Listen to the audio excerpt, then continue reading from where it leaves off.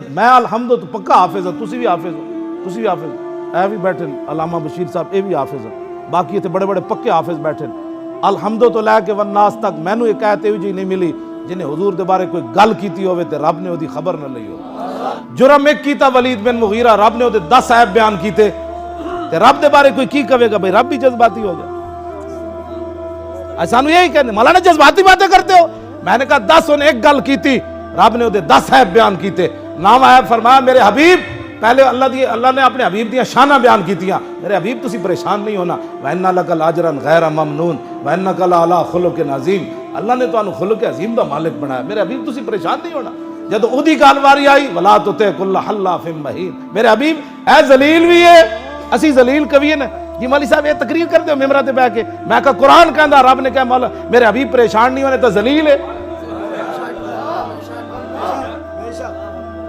میں ذلیل کہاں تے کہندے جی مولوی صاحب اے ممبر تے اے گلاں ہوندیاں، میں کہا دس تو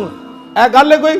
ولا تطع کل حلاف مہین حماز، میرے حبیب تے چغل خور ہے، اے تے لگائی بجائی کردا ہے، اے تے جھوٹیاں قسماں کھاندا ہے، اے تے بدکار ہے، اسیم دا معنی اے تے بدکار ہے، کیوں جی یہ صفت مشبہ ہے، ہاں جی یہ اسیم ہے، اسما یاسم اسمن فہو اسیم اسما، گل سمجھ آئی، یہ دا معنی ہے بدکار ہے، تے نامی گل رب نے بیان فرمائی میرے حبیب ایدی تے اصل اچ خطا ہے، ایدی تے اصل اچ خطا ہے، یہ اپنے باپ دا تخم ہی نہیں۔ تو پھر 10ویں گل رب نے بیان فرمائی سنسمو علی الخرطوم، میرے حبیب تسی پریشان نہیں ہونا، اسی دی نک تو پکڑ کے نو گھسیٹنا ہے۔ ان کی بار خیال ہے بھئی رب بھی جڑا اس بار مولوی صاحب بڑے جذباتی ہو جاتے ہیں،